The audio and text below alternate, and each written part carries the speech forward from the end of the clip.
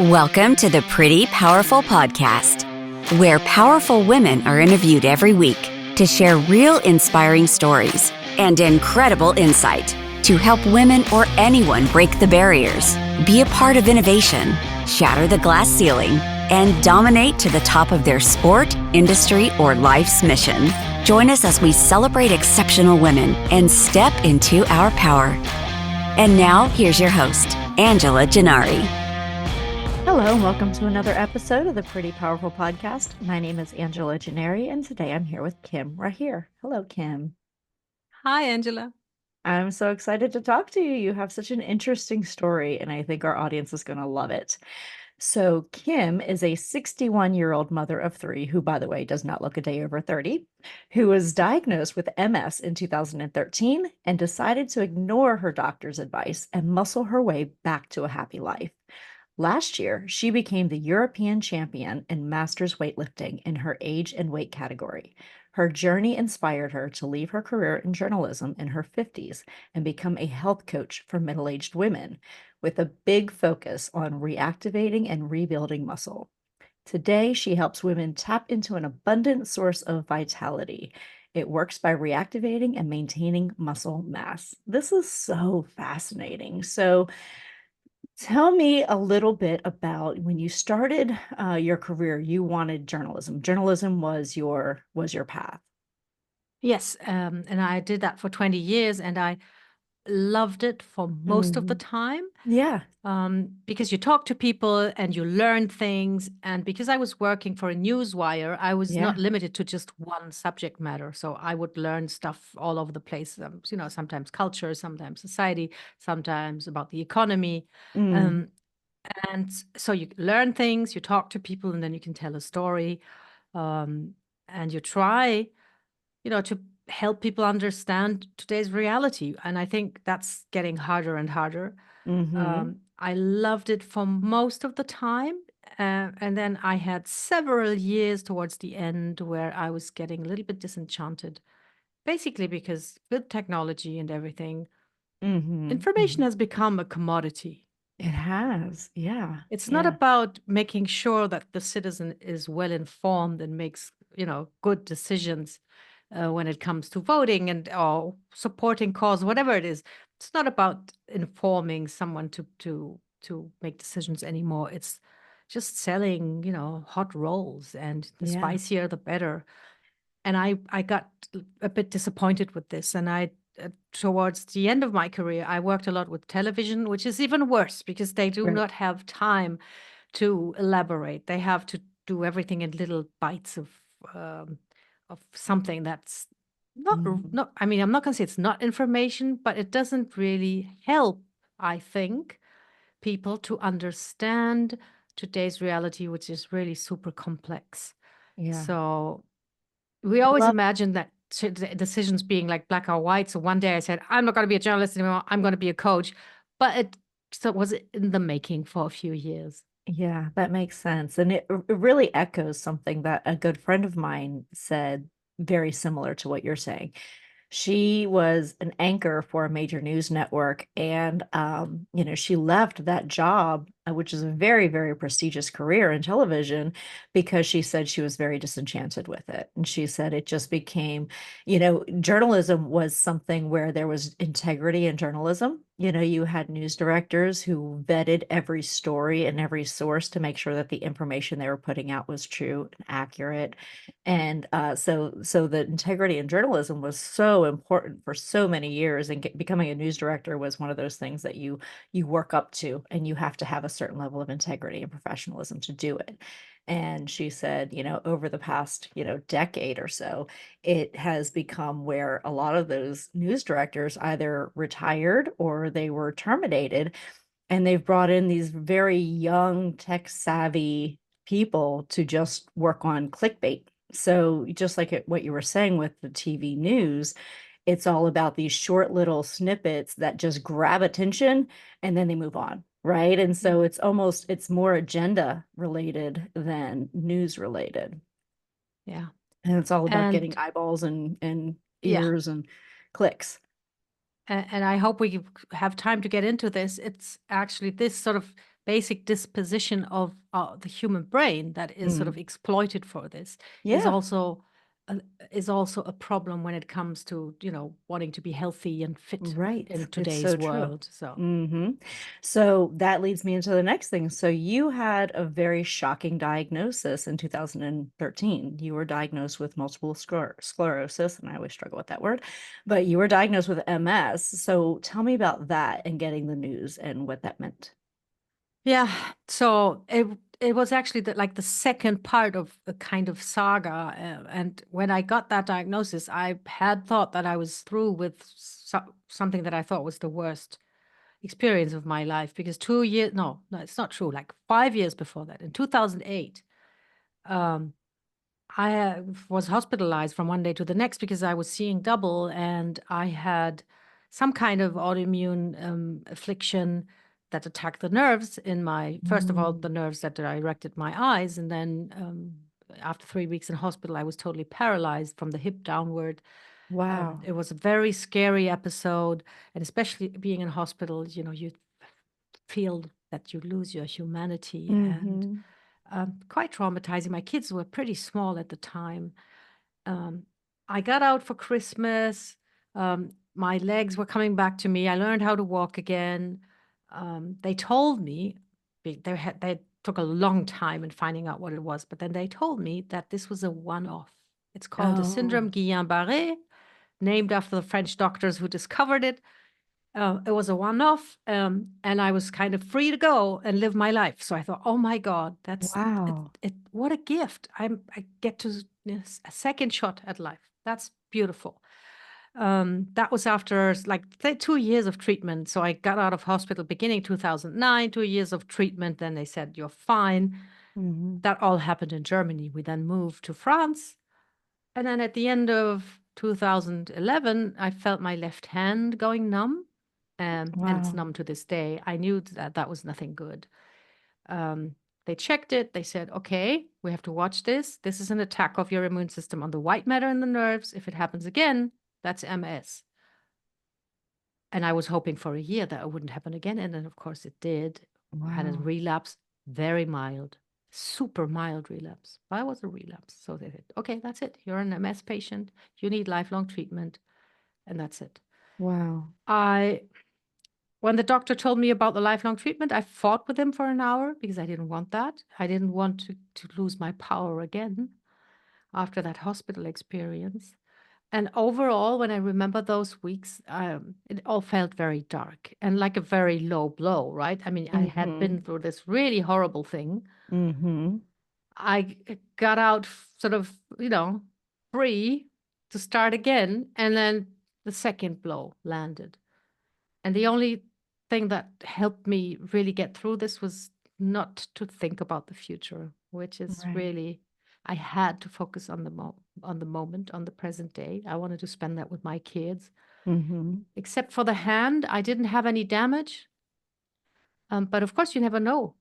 Instead of your thoughts and ideas for the future, you have a big question mark when you get that diagnosis. So I was also diagnosed in winter. So the darkness is somehow the theme that comes back to my mind when I remember those days, and trying not to think about all the possible outcomes, trying not to think, where am I going to be in 10 years, and just say, okay, what I can do today, I will do, I will enjoy.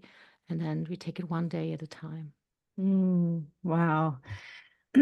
So what was your family's response? I mean, that has got to be devastating because MS is, you just don't know, right? It impacts everyone differently, doesn't it?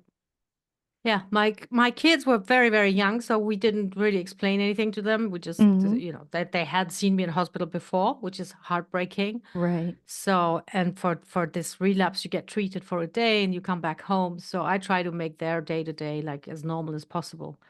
Um, I don't know. I think my oldest was like 13 at the time or something. Um, and my husband, he tried to put on a brave face, not to worry me, not to show how worried he was. And I think that was pretty helpful, actually. You might think that, you need to be honest, you need to be open, and yes, you can share all kinds of thoughts, but if you show this this being worried sick, I think that would have weighed on me. Yeah, Yeah. that like I'm sort of putting this on him, and so he tried to be brave, and I tried to be brave, and I think it was the right thing to do because we could just live every day, you Hmm. know, as if it was, today is still normal. I can move perfectly. I don't have anything, so let's just make whatever we can the most of Yeah. today. So tell me about what MS is and what it does to your body.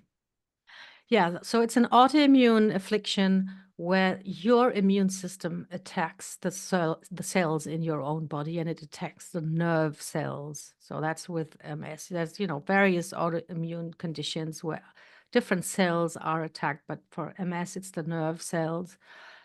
And it can lead to you not being able to move. It can lead Hmm. to you going blind. Everybody has a different outcome. It's really different for every single person. There are various forms, and some are very aggressive relapsing. And after treating myself for a while, I realized that I didn't have that, because as soon as I started injecting myself 3 times a week, I became very, very attentive to what was going on, and I haven't had a relapse. Wow. And to, with what I did then with my training and everything, it got to a point that I'm not even getting treatment anymore now. I stopped my treatment like 7 years ago and haven't had anything. Wow. So let's go into that part. So how did you figure out what treatment was going to work for you and what made you want to get into weightlifting? Was it to combat the MS? It was not that direct link. Okay. First of all, I fought with my doctor because I said, listen, my relapse was so mild. Maybe I'm getting better anyway. Maybe I don't need Oh, lifelong treatment, uh-huh. because just, it's so scary, because when you start treating yourself Yeah. and you're fine, you'll never know. Maybe I am fine, or maybe I'm only fine because of the treatment. And then Mm-hmm. I know so many people for different diseases and conditions that need lifelong treatment. You always want to find out, could I maybe live without it? So I didn't want Yeah. that, but I had to give in. And the one thing I asked him was whether I could exercise, and he was very non-committal. I think he didn't really know anything about this, but a Mm-hmm. nurse the next day who showed me how to inject myself, she told me exercise is fine. I just Good. had this urge, this desire to become physically strong. And I Mm. cannot I cannot put my finger on it like precisely, but I think it's got something to do with the first experience where I was in a hospital. In hospital you have no power at all. I Mm-hmm. mean, even if you can walk, Yeah. you don't decide who's in your room. If someone is in your room, somebody talking in your room, light on in your room, light off in your room, nothing. You don't decide anything. And I couldn't even walk to the toilet or to the shower. And I Mm. think this powerlessness somehow left me with this desire to become really strong, to feel in control again, Mm-hmm. and maybe also a desire to be able to trust my body, to Right. be able to rely on my body, because autoimmune diseases, if they do feel a bit like a betrayal, right? Mm-hmm. What's your body doing? Why is it doing that? Why is it making this stupid mistake of attacking itself? And I think that was a bit what drove me, and I armed myself with a book, and started lifting in the gym, getting stronger. Wow. Excuse me. So how long did it take you lifting to be able to get to the point where you knew you could compete? Oh, that's an interesting question. So because I sort of changed sports on the way, and Mm-hmm. that's something that's not very well known. So I started with what is called powerlifting. It's, Okay. the traditional lifts like deadlifts and bench presses and squats and all these things. I From the beginning, I always used what we call compound movements. So Okay. no bodybuilding style 5,000 bicep curls just to work on one tiny muscle and force it into a certain shape. But compound Mm. movements are the ones where you use the entire body, because that makes you strong for life. Okay. Because in So life, does that mean like using your core to help you lift? Like what does that look like, compound movements? Yes, it's for example, let's take a deadlift. It's a lift Mm-hmm. where you have the barbell on the floor and you have to lift it up from the floor until it's like hip height. Okay. How do you do that? You have to bend the knees, Mm-hmm. then you have to stabilize the trunk. That's your core movement. You have Mm-hmm. to squeeze the shoulder blades together to keep your spine straight. Otherwise, you put undue pressure on the vertebra. Mm. So you're working your core and your back, and then you have to push through your legs and your butt to Right. lift that weight up. So you need your entire body to do that movement. The only Wow. muscle you don't need for deadlifting is actually your bicep. Wow. So you get a lot of bang for your buck, as I always say, when you do Mm. that, because you're training the entire body with just one movement. Mm-hmm. Whereas when you do traditional bodybuilding, which has like aesthetic goals, you have to train every single muscle group for a very long time. And I mean, most people don't have time for this. I Right. did this kind of lifting for years. And then when we moved to Spain, where we live now, I worked with a personal trainer who one day asked me, would you like to try Olympic weightlifting? Now, Wow. that's totally different ball game. That's just two movements. The one Hmm. is the snatch. So you still have the barbell on the floor in front of you, but you have to lift it overhead. And Wow. for the snatch, you do that in one move. And then the second movement is the clean and jerk, where you lift it on the shoulder first and then you lift it overhead. And I remembered this sport from when I was a kid. I used to watch that with my dad, and it was mostly done by men that at the time seemed like old and very hairy to Yeah, me, yeah. wearing those weird leotards, but Right. being very strong. But I was curious and I said, okay, let's try. And I sucked at it. It's so difficult because, Yeah. it's not only strength, it's technique too. Mm-hmm. But Mm-hmm. I was hooked because, every single lift is it's like a challenge. You have to be fully focused and you have to outsmart gravity. So it's not only physical, it's also like physics. And you Mm-hmm. have to practice the technique over and over again. And I liked it so much that I left my commercial gym and signed up for a weightlifting club. Wow. And that's I now I can tell you how long it took from there. I trained with them for 2 weeks, and they said, Wow. "Kim, would you like to compete?" Wow. And That's at the amazing. time, yeah, well, it's a competitive club and everybody competes. And I said, "Hey, do you know how old I am?" I was 55 at the time. Uh-huh. And they said, "We don't care." And today I think, why did I ask this stupid question? What does it matter? And then I said, okay, why not? And I said, yes. And then That's like, amazing. I think 2 or 3 months later, I had my first meet and competed. Wow. So, what was that feeling like? Because I imagine if you're out there weightlifting, you're feeling like you are defeating MS by being out there. MS tells you you'll never be the same again, and you're like, you're right, I'm better. I can do even more. So, what is that like for your psyche to be able to go out there and compete at a high level for something that you didn't know if your body was ever going to cooperate like that again? It's it's the most amazing and the most impactful thing that you can do when you go lift and then watch what happens to your mind. Yeah. Yeah. And you don't have to do Olympic weightlifting because, that's like a bit of an explosive sport. You might just want to lift, but just going there, overcoming that resistance, Mm-hmm. Mm-hmm. that Well, makes you feel so confident. Well, and what I love about weightlifting, because I go to the gym a few times a week and I always work on weights. Like I think weights are critical. And people are always like, no, you got to go do cardio. Cardio is where it's at. But I really prefer weightlifting. And the reason I prefer weightlifting is because I feel like my muscles feel like they've done something. I'm not just tired, I'm strong. And I think strong is where I want to be. I don't want to be, it's great that people can do cardio for long periods of time. I don't find any joy in that. I want to be strong. And so the strength makes me feel like I've done something. Yes, absolutely. And I always used to say, I think it's because when you lift weights, you overcome resistance. So you Mm-hmm. actually you create neural paths in your brain. And when Mm-hmm. you encounter resistance in other parts of your life, your Yes. brain remembers, oh, resistance. We have overcome that before, so we Mm-hmm. can overcome this one too. And I think that's how it works for, you becoming more resilient and improving your mental health. And now we have tons and tons of studies, all symptoms of mental health improve with strength training. And Absolutely. it's not only because you feel good and you think, oh, I've done this, but there's actually physical things going on with neural pathways. Um, and then certain byproducts of the physical exertion, they actually help your brain grow new neurons and stuff. It's absolutely amazing, for your mind and your mental health.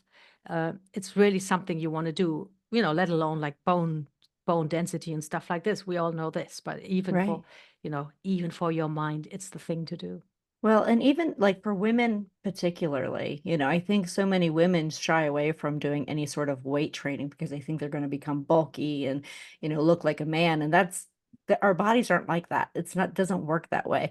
But it's so important to do weight training for, like you said, bone density. As our bones start to weaken as we get older and our muscles start to atrophy a little bit, you have to keep that up, and by keeping strong muscles around those bones, that you're protecting yourself, you're avoiding more injury, you are creating a better lifestyle for yourself. Yes, and about this, it's going to make you look bulky. No, it won't.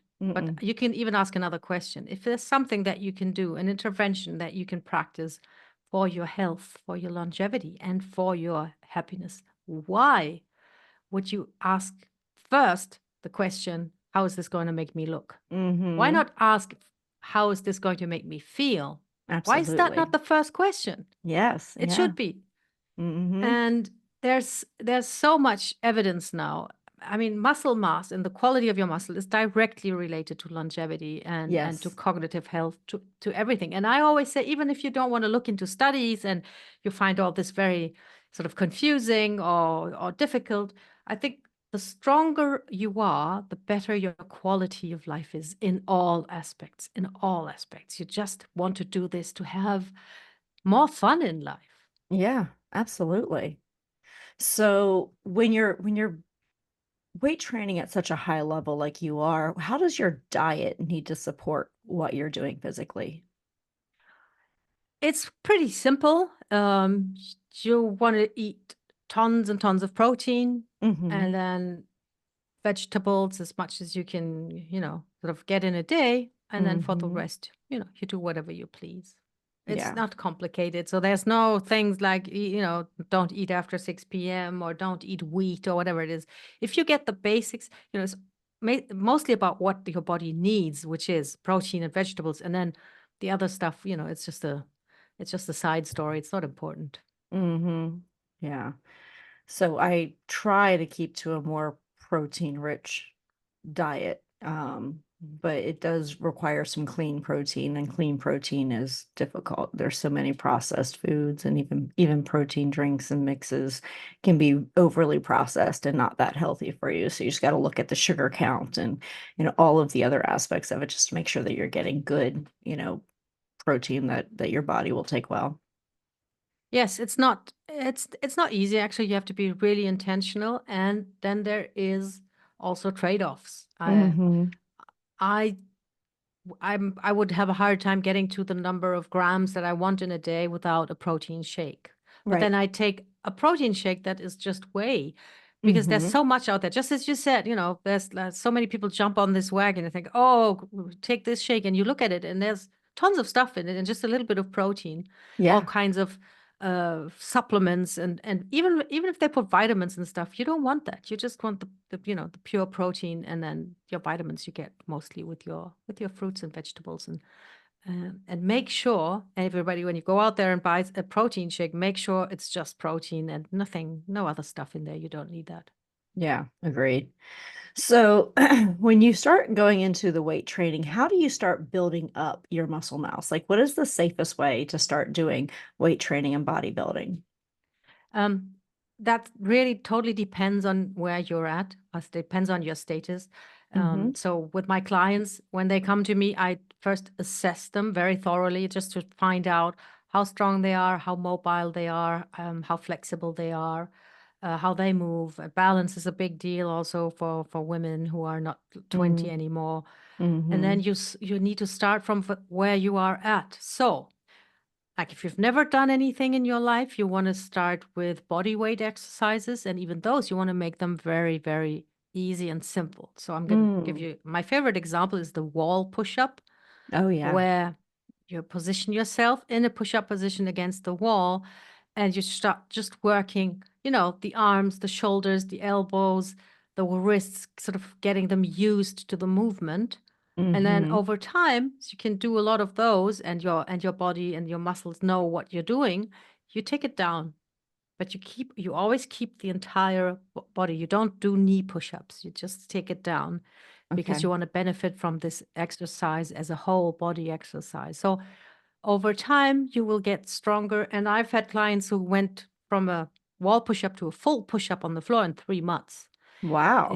If you practice, your body will learn. Your body is a very adaptive machine. Mm-hmm. But that's where you want to start. And that's really crucial because there are many programs out there and they're all very good, but you can never be sure if they're good for you where you are at right now. So ideally, you want someone to assess you and give you an idea where you can start. If you're a total beginner, start with body weight exercises. If you're reasonably strong, you want to go into those complex compound movements like deadlifting, squatting, maybe a bit Mm-hmm. of bench pressing, but I prefer a push-up because it really requires the whole body to cooperate. Mm-hmm. And then you take it from there. Oh, very nice. So, what obstacles did you have to overcome? I mean, obviously, besides having MS and that being a massive, thing to overcome, when you're starting out going into coaching from journalism, tell me about what kind of obstacles you've had to overcome over that time period. Yeah. So, I mean, it's a pretty heavy career change, right? Yeah. And, building your own business, and then also working online. Mm-hmm.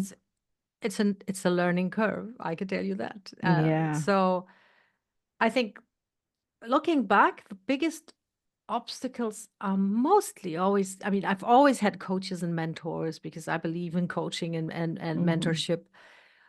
But I think the biggest obstacles are often your assumptions or your expectations. When you think, okay, this probably works like this, and you stick with this idea because it's yours and it's dear to you, that you keep following that path. And for some things that I had to learn, it took a long time until I realized that, it was just my assumption. Nobody had ever told me this. Nobody probably had ever done this.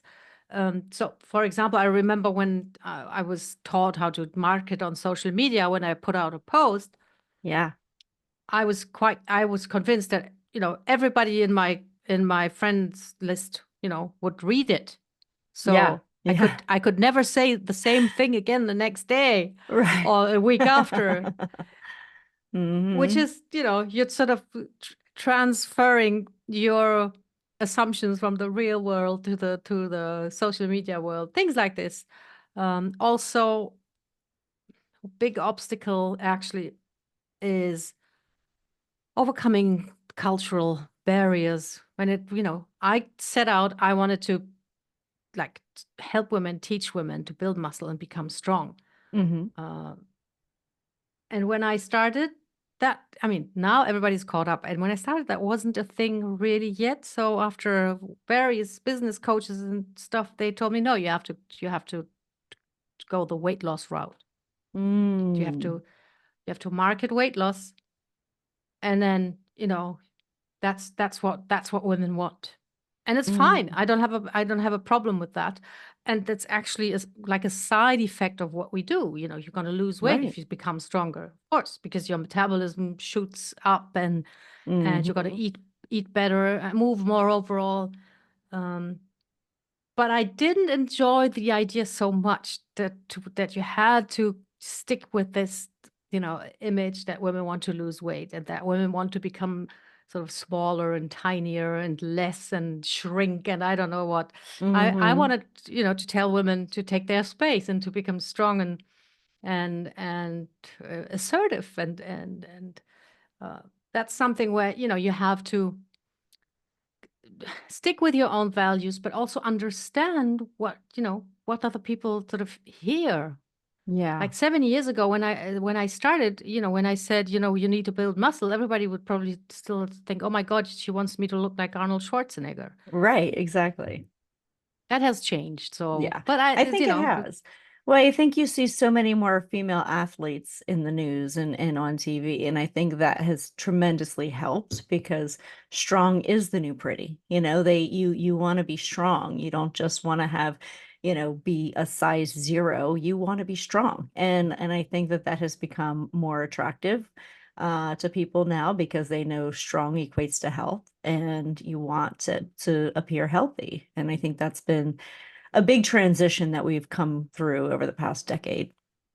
yeah, that's really good. And then I with think so the too. mental health improvements, with the happiness that you can actually create with your Yes. strength and the quality of Hmm. life, because you'll be happy, because you'll have a great quality of life, you'll be more attractive. Hmm. Exactly. Because it's not limited to, the way you do your hair or, with the way you dress. It's also, what you radiate. And when you're a happy person, then I think you're attractive. I agree. Well, and then there's so many good benefits like endorphins and dopamine and all the things that make you happy and give you that vibrancy come from working out. So, when you're building muscle and you're proud of your progress, you can lift 10 more pounds today than you could last week. That's a huge improvement and it's a big ego boost and it just makes you feel proud of what you've accomplished. Yes, absolutely. It's really great. And I also love the simplicity of it. Hmm. And it's actually doable for anybody because you can, most of my clients work out at home, Yeah. many without any equipment. So anybody can do it. It's not, you don't have to live in a certain place or know certain people or own a certain equipment. Everybody No. can do it. And it's And so simple and so effective. And that's what I love about it. Well, and I think we learned that during COVID because when you couldn't go to the gym and you couldn't go work out with a trainer and you were limited to being inside your house, you saw more and more people posting videos of them working out at home Yes. and going out for runs and doing body weight exercises where they're, using their own body weight as the resistance. And so I think people became much more creative when it came to their personal well-being. And I think that actually gave us a little bit of a boost. Yes, I think so too. It was obvious that, and I mean, even in the workplace, it was obvious also that you could Hmm. work from home. We learned a lot. You can work Yeah. from home, train at home. So, Absolutely. And there's no age limit, right? So, I mean, you started getting into this fitness journey at what age? well, I was diagnosed with DMS when I was 50. So, Yep. and I started weightlifting, Olympic weightlifting when I was 55. Wow, that's amazing. Well, good for you. I think that that's just amazing. And I think that's really inspirational for so many people who feel like, the forces are working against them, age is working against them. And, it's not true at all. You can decide to take your life back and take your body back at any point. So I think that that's, well, in most cases, and you're fortunate enough to have the ability to do that. And now you say you're not really in treatment for MS because you're treating yourself through exercise and just treating yourself well so that your body's not going back into these relapses. Yeah. So I'm not claiming that you can heal MS or cure MS with weight Mm-hmm. training, but I think strength training has such an overall positive effect on your mind and body Mm-hmm. that you would not want to miss that. You do not Yeah. want to lack that tool. And I know that for some people it feels like there's really nothing that can be Mm-hmm. done, and it's so hopeless. Um, and I know how that feels because I was in that situation. But when you sort of dial it back to this moment where you're at now, then, what can I do now? There's always Mm-hmm. something, even the Always. smallest of things. And if you start doing that, you are creating momentum. Absolutely. So what advice would you give to your 18-year-old self? Ah, I would tell myself, don't believe everything that you think. Ah, that's good. Because there's our mind is sitting in a time machine, traveling back and forth, to the future, to the past, Mm-hmm. imagining situations. We could perfectly, and I think everybody has done it. You get Mm-hmm. worked up about a situation that hasn't happened. It's just you imagine Mm-hmm. something, and then and to stop traveling through time with your mind, come back to the present moment, and not buy into lots of stuff that your mind will just throw thoughts at you all the time. And if you Yeah. can try not to buy into everything, you'll be so much more relaxed and happier. Yeah, I agree. So we all give our power away at different times. Can you tell me about a time that you've given your power away and then another time that you've stepped into your power? That's a good one, and it's giving power away, especially for women, is such a big thing. And Mm-hmm. it's something that I find in my work with my clients all the time, that sometimes it's not a matter of motivation or willingness or ability. Sometimes it's really literally a matter of power. And Mm-hmm. what comes to my mind is actually not a big situation where I gave my power away. It's the small situations on a daily basis. Mm-hmm. I think that drain your power if if you keep. It's not even giving in, because most of us, we are like already anticipating everybody else's wishes and then saying, okay, I'm stepping back. And if you do that in only a small way, maybe you don't feel it that much. But if you do that every day, Mm-hmm. um, and I can say that I'm in December, I'm going to be married 30 years. And Wow. I can tell you that in my marriage, it took me a while to figure out that if I just said, this is what I want, I was going to be heard and understood. Yeah. Yeah. And our way of sort of talking around wishes and thoughts and positions that we and not saying, this is what I want. No, and that doesn't mean that what has to be done, but just formulate clearly, this is what I Mm-hmm. want. What do you want? And if we don't do that, we're giving our power away, like every single day. Every day Every we're single day we minimizing do. ourselves. Yeah. Yes. Mm-hmm. And I think that often we also lack clarity because we don't really know what we want, because it's all so mixed up. We want the harmony, we want the other person to be happy, but we also want to Mm-hmm. sort of our part of the pie, and we don't know what really is it that we want. So if clarity is a big one, and then really say what you want every day, because otherwise in small doses you're giving your power away daily, and then it becomes normal for you and the people around you. Yeah. Yeah. So true. So this has been really enjoyable. I'm loving this conversation. And I think I love your story, with what you've overcome and the resilience. How do women find that resilience? I mean, is that just it? I feel like we don't find the resilience sometimes until we've gone through adversity, but it exists always. We just have to, it's very challenging though for us to say, I'm going to have the grit to get through this. I'm going to have the resiliency to get through this. And I wish that we didn't have to go through some challenging times in order to see what we're capable of. Yeah, I've thought about resilience a lot because I've been wondering, what helped me to just, stand up after this diagnosis and say, okay, I'm going to go to the gym. And everybody tells me, oh, you must have been so resilient. And I think many women think it's like a character trait, right? It's like a personality trait. It's like something that you have, you have grit, you don't have grit. Mm-hmm. So if you don't have it, what you're going to do? I think it's actually something that you can build Yeah. yourself. I Yeah. see resilience like a safety net where you tie little knots in your life of things that will things and people, situations that will catch you if Mhm. you fall, or if one part of your net sort of breaks, and you don't want to fall through. You need many, many knots. And this idea came to me because I spoke to so many women who told me, oh, like 5 years ago, I was in great shape. I was working out with a personal trainer. I was Yeah. eating well. I lost weight. I felt fantastic. And then the personal trainer moved away, or they stopped Mhm. working, and it all fell apart. So how can you have only this one point of support in your safety net? That then falls away, and then you drop to the ground. You want to build, little points of support.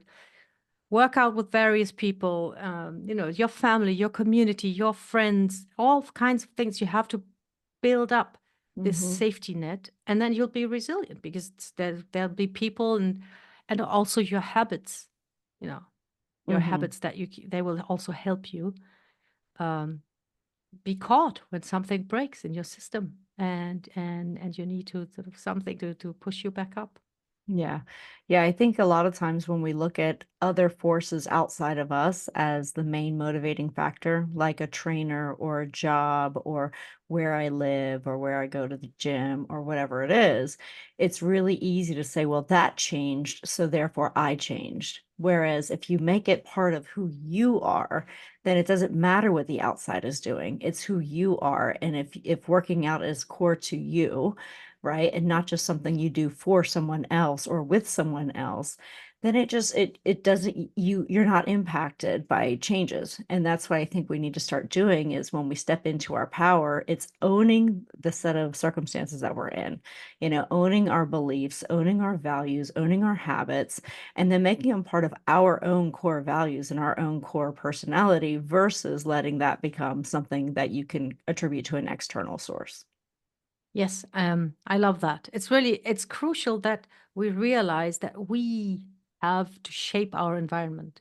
Hmm. It plays such a big role. And just imagine all these January 1st resolutions that are coming up again, where Hmm. everybody's going to say, Oh, yeah. um, I'm going to do this, I'm going to do that, I'm going to be Mhm. that person, thinking they're going to work on themselves. Right. But if you do not work on your environment at the same time, at Mhm. least as much as you work on yourself, then you don't Mhm. stand a chance, because Yeah. life today is set up for us to be, sedentary, unhealthy, I don't know, overweight. It's all Yeah. sort of conspiring against our health.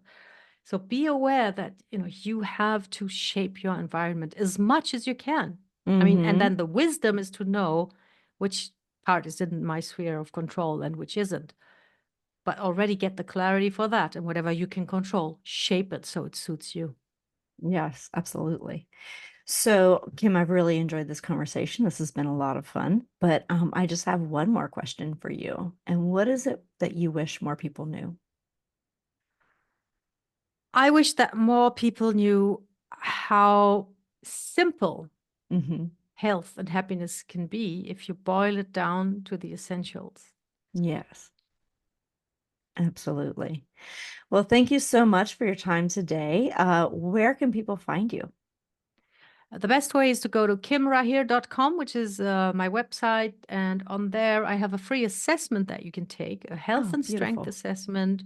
So you know where you're at. If you want to start getting stronger and start a fitness Mhm. journey, you get like a nice snapshot of your situation, of your skill, experience, your quality of life at the moment. And then from there, I will give you some pointers and some tips, so you can start gently, like appropriately for you, not get hurt, not get bored. Mhm. Um, and then you can find me with my name, Kim Rahir, on social media, where I also share a bit of my weightlifting adventures, and always advice and thoughts on health and happiness. Beautiful. Well, thank you again, Kim. I have enjoyed this thoroughly. So, you can also find Kim on prettypowerfulpodcast.com. We look forward to seeing you next time. Have a great day, everybody. Bye-bye. Thank you for joining our guests on the Pretty Powerful podcast. And we hope you've gained new insight and learned from exceptional women. Remember to subscribe or check out this and all episodes on prettypowerfulpodcast.com.